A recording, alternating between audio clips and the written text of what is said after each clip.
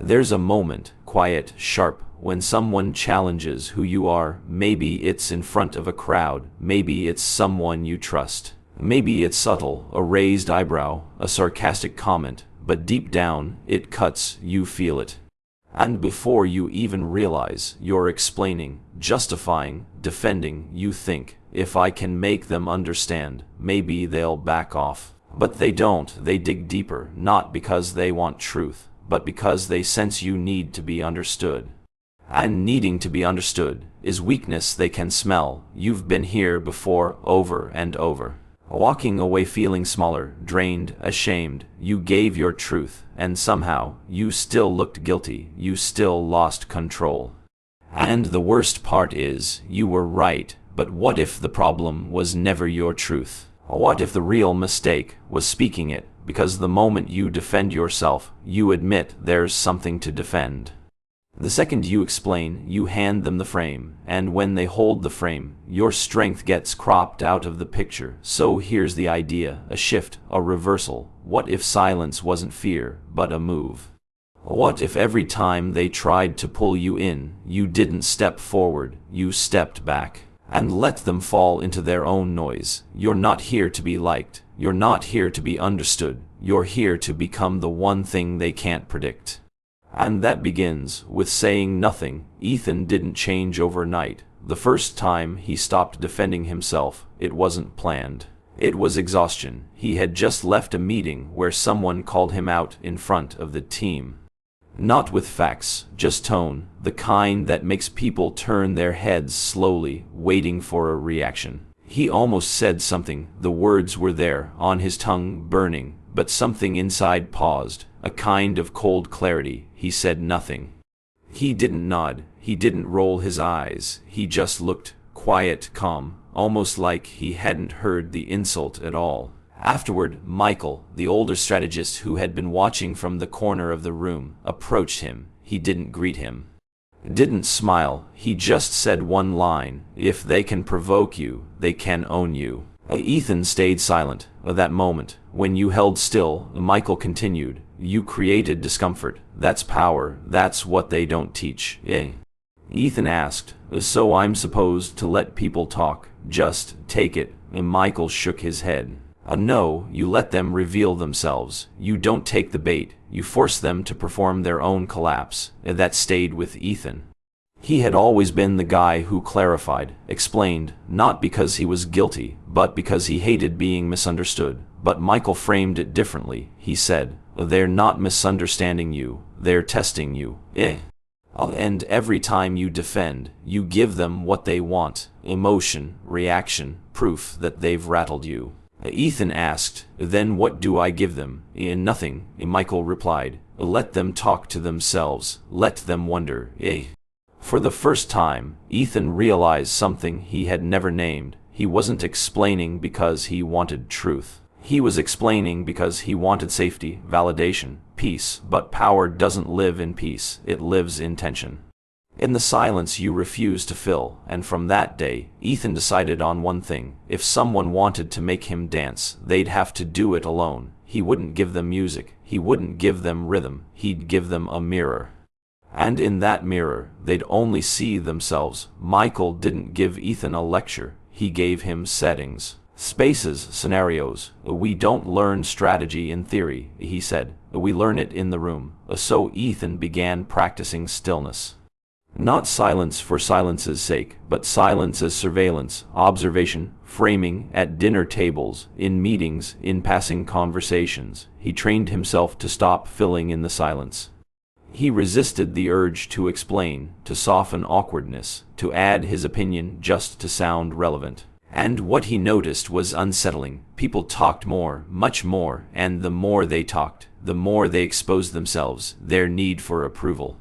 Their insecurities, their hunger to be seen as right, as good, as dominant. Ethan saw it clearly now. The person who speaks first isn't leading, they're revealing. At one point, during a group strategy session, a team member made a passive-aggressive comment about Ethan's recent proposal. A shot disguised as humor. I guess we're going with Ethan's master plan again, they said, chuckling. The table paused. All eyes shifted toward him. He didn't flinch. He didn't smile. He didn't even look at the speaker. He calmly sipped his water, scanned the notes in front of him, waited. That silence, it wasn't awkward, it was pressure. People began to shift. Some looked down, others looked at the person who made the joke, and slowly, the joke didn't seem so funny, because Ethan hadn't responded, and when you don't respond, you don't validate the setup.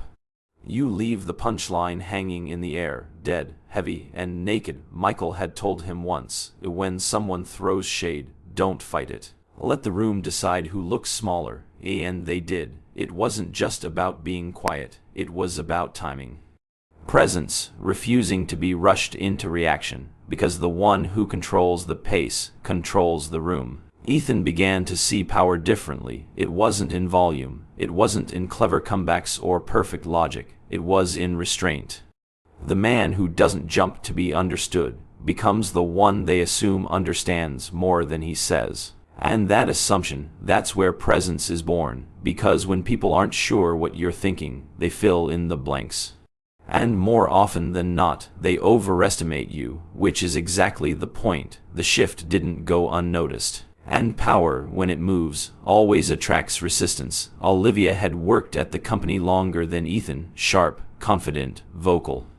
But something about Ethan's new stillness irritated her. Maybe it was because he no longer smiled at her jokes. Maybe it was the way people now paused when he spoke and leaned in during a project debrief. She said it plainly, no humor, no smile. You know, Ethan, sometimes you come off manipulative. The room stilled. A few glances darted sideways. Some heads dipped, the air pulled tight, waiting for a response. But Ethan didn't give one. He looked at her, calm, no shift in posture. No breath pulled sharp, just stillness, direct, unreadable, composed. 5 seconds, 10, then he tilted his head slightly and said one thing. If that's how you see it, it wasn't sarcasm, it wasn't defensive, it was neutral, detached. And that detachment hit harder than any protest ever could. Olivia blinked. I didn't mean, but the room had already shifted. Because Ethan hadn't reacted, and when you don't react, you don't confirm, you don't fight the frame. You refuse it entirely, Michael once said. Accusation is bait. They don't want clarity, they want chaos. Ethan understood that now. By not defending himself, he didn't validate Olivia's story, he forced her to sit in it alone. And the weight of her words, once unchallenged, didn't land. They echoed. After the meeting, no one brought it up. No one asked if he was okay. In fact, a junior analyst whispered later that day, that was cold, man. I wouldn't have known what to say. Ethan smiled. Exactly, because the goal was never to deny the accusation. It was to deny it air, let it choke on its own intent. People expected him to prove his innocence. Instead, he made them question their judgment. They wanted a reaction, they got reflection, and in that mirror they saw themselves, staring, squirming, overplaying. Ethan had discovered something deeper than defense. He had found the power of inversion. When they call you manipulative, you don't deny it. You make it sound like insight. When they label you cold, you make it look like control.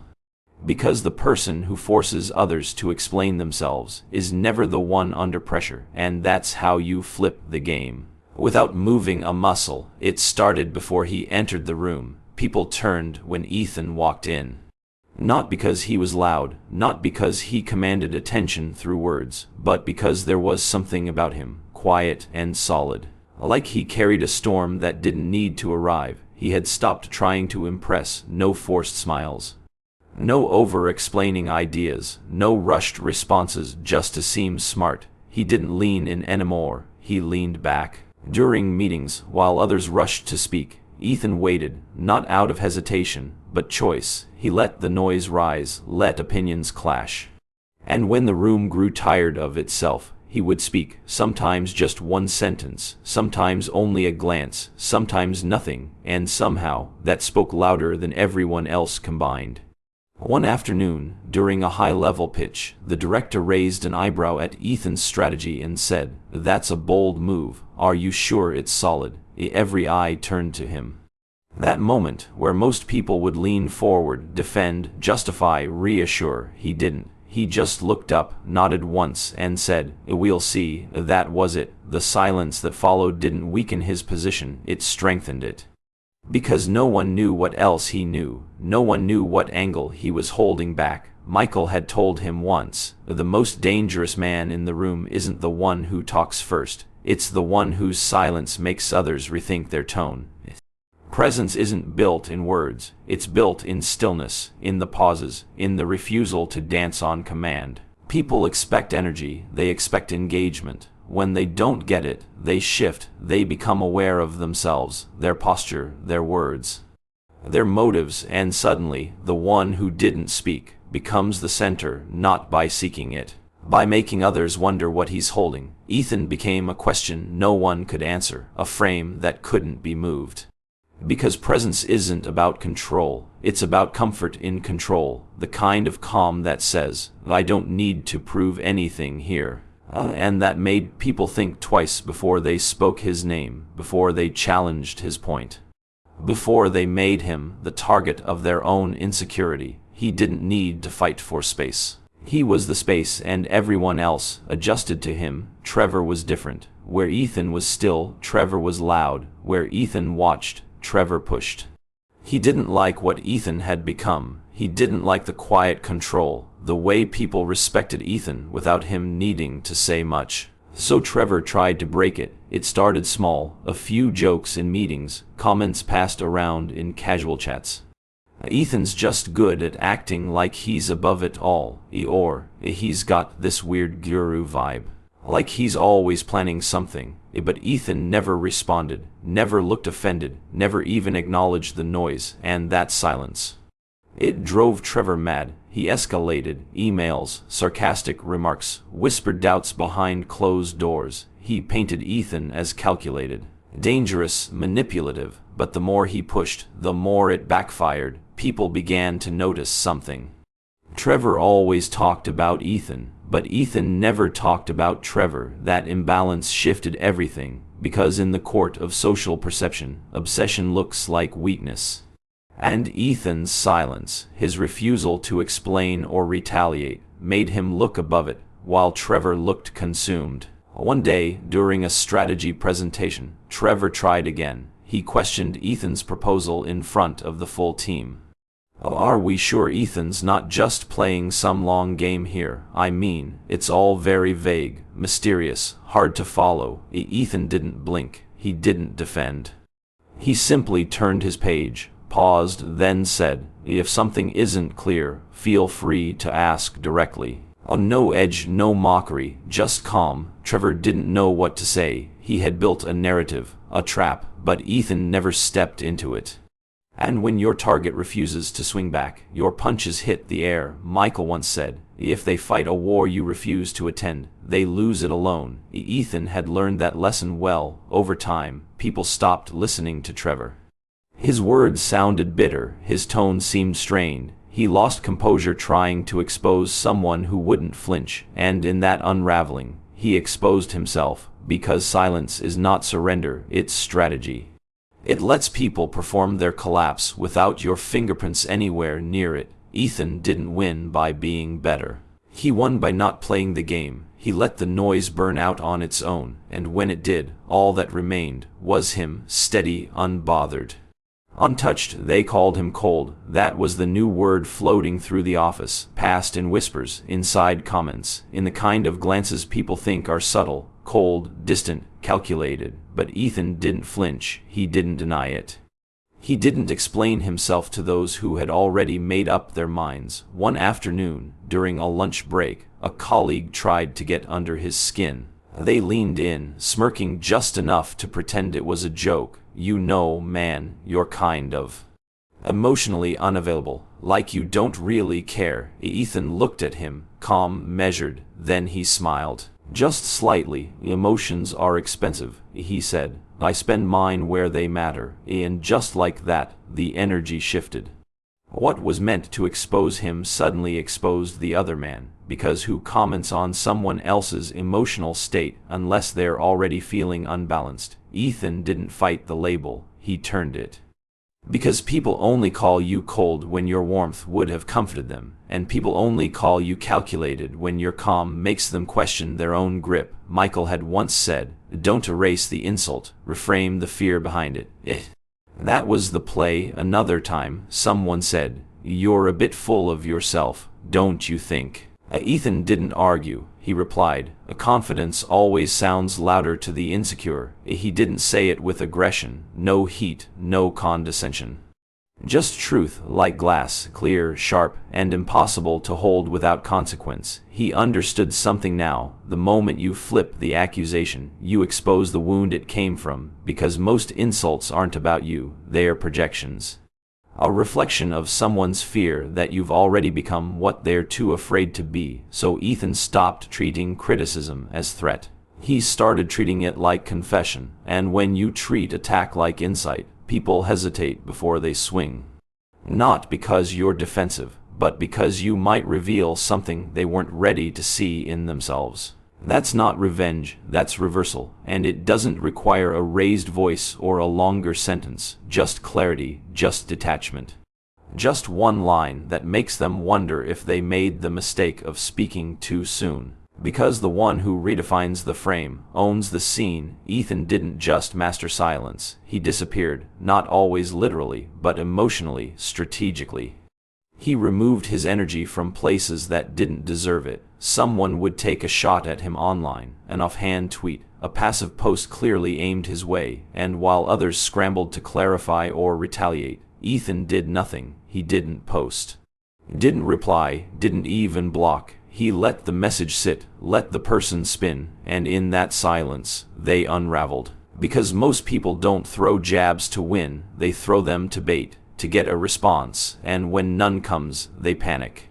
They try again, they post more, they escalate, and each move makes them look smaller, more desperate, more obsessed. Ethan didn't have to do anything, the crowd did it for him. They started asking, why are they so focused on him?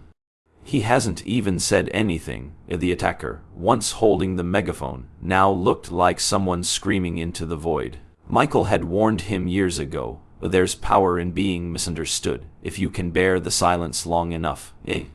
That was the cost. The quiet wasn't comfortable, not always. There were moments when Ethan's fingers hovered over the keyboard, moments where he could have set the record straight in seconds, but he didn't.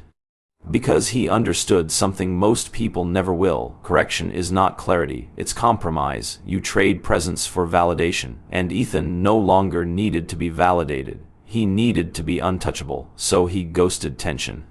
Not out of weakness, but strategy. He vanished from conversations where his name was thrown around, and the more he vanished, the more powerful he seemed, because absence, when intentional, becomes narrative. People filled in the blanks. They wondered why he didn't speak. They whispered about what he might say, and the mystery became armor. You can't fight someone who won't enter the arena. You can't wound someone who won't show you where to aim. And that's what Ethan had become, not just unreadable, but unreachable. He wasn't defending himself anymore. He was designing the silence others had to live in. There was a dinner once, not corporate, not strategic. Just a gathering, old friends, old dynamics, and yet the test came anyway. One of them, Dean, leaned in halfway through the night. Too many drinks, too much unresolved ego. You know, Ethan, he said, you've changed, used to be more real. Now it's like, you think you're better than everyone. The table hushed, the kind of hush that isn't about respect, but anticipation. People waited for Ethan to respond. The old Ethan would have softened the moment, laughed, denied it, smoothed the edges, but he didn't. He let the silence sit. 5 seconds, 10, he looked across the table. No anger, no smugness, just observation, stillness, then finally, interesting take, and nothing more, no follow-up, no rescue, no explanation. Dean blinked. I mean, just saying what people think. But the weight was already shifting, because when someone throws a stone and you don't flinch, the focus isn't on the stone anymore, it's on the thrower. Ethan had learned something critical. In social spaces, silence isn't absence, it's presence magnified. The one who doesn't react forces others to reflect. And that reflection often makes them uncomfortable. People don't want you to defend, they want you to react. They want to see that they hit something, but when nothing moves, they start doubting themselves. Ethan's calm was never about superiority. It was about knowing who he was and refusing to let someone else rewrite it in real time. Michael once said, "Never argue at the dinner table, make the table argue with itself," and it did.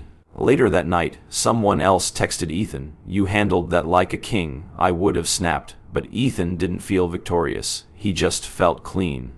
Untouched, because power isn't in the comeback. It's in the refusal to be pulled into a performance you didn't audition for. He'd stopped trying to fix perceptions. He'd started building presence, and the people who used to challenge him, they didn't stop because he won the argument. They stopped because arguing with someone who never flinches makes you look like you lost before you began. By now, Ethan didn't just carry presence. He had become presence.